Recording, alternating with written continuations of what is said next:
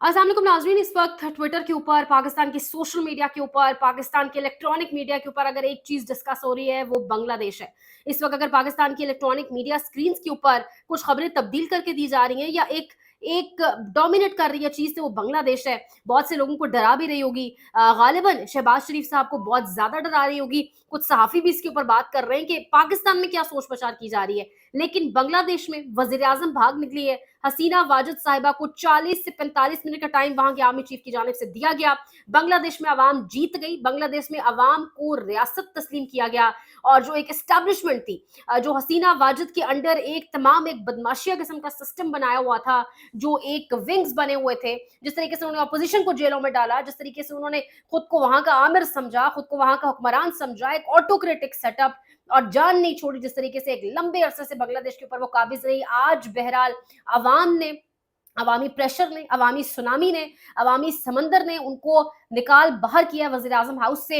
एक बीच का रास्ता, एक इज्जत का, एक बच बचाव का रास्ता उन्हें दिया गया है बांग्लादेश की आर्मी की तरफ से और कहा गया 45 मिनट में रिजाइन करें। और फिर बाकायदा तौर पे देखा गया किस तरीके से जहाज में, फौजी हेलीकॉप्टर में बांग्लादेश से रवाना हो गई। नरेंद्र मोदी से बड़े करीबी ताल्लुकात, भारत से करीबी ताल्लुकात, भारत की बहुत बड़ी आप कह लें बड़ी एक वेल विशर और भारत उनका वेल विशर। और इस तरीके से हसीना वाजिद का ये एक आमराना दौर एहतताम को पहुंचा है। लेकिन हसीना वाजिद का आमराना दौर एहतताम को पहुंचने के साथ साथ जीत अवाम की हुई। जीत दरअसल उसकी हुई जो बेसिकली रियासत है। रियासत कोई इदारा नहीं होता, रियासत अवाम होता है। जैसे अरशद शरीफ शहीद कहते थे, रियासत अवाम की मंशा से है। और अवाम की मर्जी क्या थी कि हसीना वाजिद इस वजीर आजम हाउस से निकले।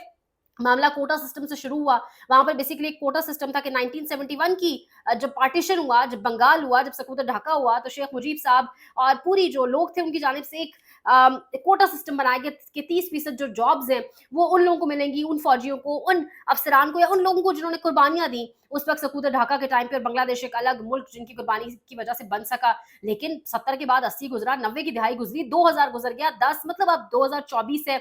अवाम तंग पड़ गए। अवाम ने कहा कि ये पुराना एक जो बत्ती के पीछे आप लोगों ने लगाया हुआ है इतने सालों से, दहाइयों से, अब ये नहीं बिकने वाला। आज यानी आप इमेजिन करें बांग्लादेश से इस टाइम जो विजुअल्स सामने आ रहे हैं, ट्विटर क्योंकि पाकिस्तान में बंद किया हुआ है तो हर चीज सामने नहीं आ पा रही, कंट्रोल्ड है बहुत कुछ। लेकिन जो चीजें सामने आ रही हैं, लोग वजीर आजम हाउस के अंदर खाबे जो इंजॉय कर रहे थे ना, बस तमाम कैबिनेट और बस हसीना वाजिद साहिबा वो इंजॉय कर रहे हैं। लोग हसीना वाजिद की क्लोजेट से साड़ियां चोरी करके निकल गए हैं जी। इस किस्म की विजुअल सामने आ रही है। यानी अवाम ने किस तरीके से फिर रिएक्ट किया, एक मोहलत दी।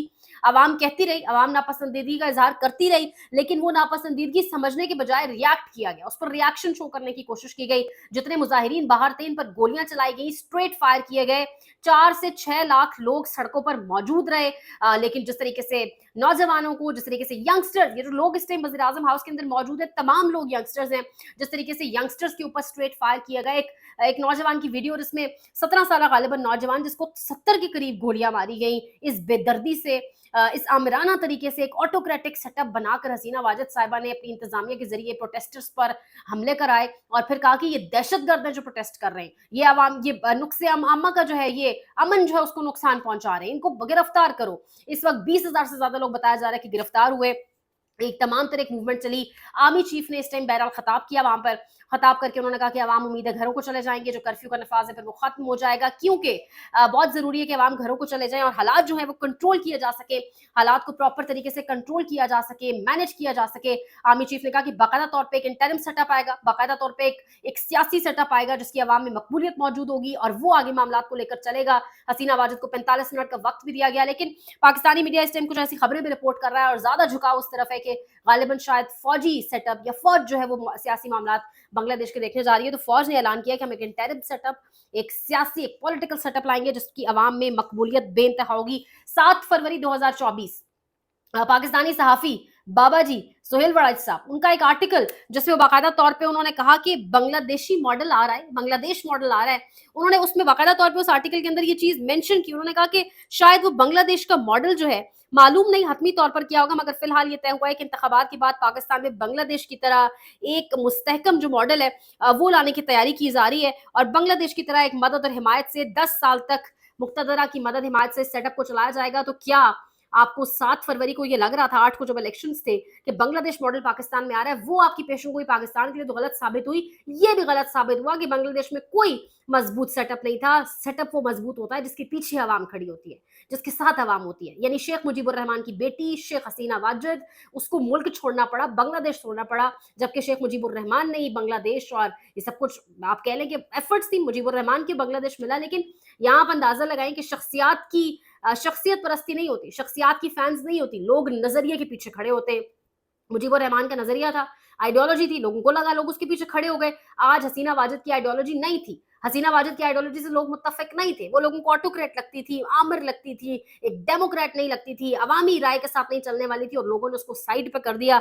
तो इस तरीके से मामलात चलते हैं और इस तरीके से तहरीकें चलती हैं, और कुछ बड़े सहाफ़ी भी पाकिस्तान में बात कर रहे हैं। लेकिन इस टाइम ट्विटर के ऊपर, इस टाइम यूट्यूब के ऊपर, इस टाइम सोशल मीडिया के ऊपर, बांग्लादेशी मीडिया के ऊपर दिखाया जा रहा है। बांग्लादेशी मीडिया तो ऑब्वियसली रिपोर्ट नहीं कर रहा है इस तरीके से खुलकर, लेकिन लोग सजदा रेज़ हैं, सजदा शुक्र में बाकायदा तस्वीरें हैं, बड़ी तादाद में लोग सेलिब्रेट करने सड़कों के ऊपर ही मौजूद हैं।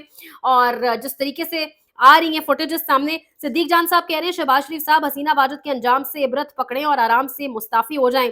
इमरान रियाज खान साहब कह रहे हैं इनकलाब बस हक मांगता है, वो किसी ओहदे, पोजीशन या खूनी रिश्ते को नहीं जानता। शेख मुजीब की बेटी भी जुल्म करे तो इनकलाब बहा ले जाता है।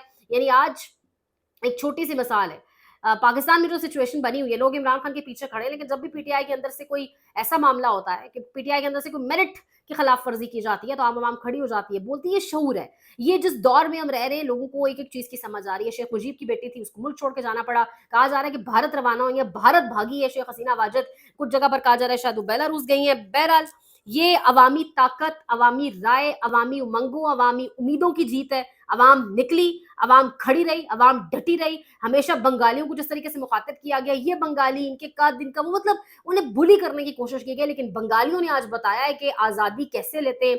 कोई अगर आमिर आपके सर के ऊपर आकर बैठ जाए और आपका पीछा ना छोड़े, तो किस तरीके से गैरतमंद कौमें खड़ी हो जाती हैं, बंगालियों ने आज वाजे कर दिया है। मजीद कुछ अपडेट्स हैं अगले व्लॉग में शेयर करेंगे। लाइक, शेयर, सब्सक्राइब, ख्याल रखिएगा, सपोर्ट चाहिए। अल्लाह निगहबान।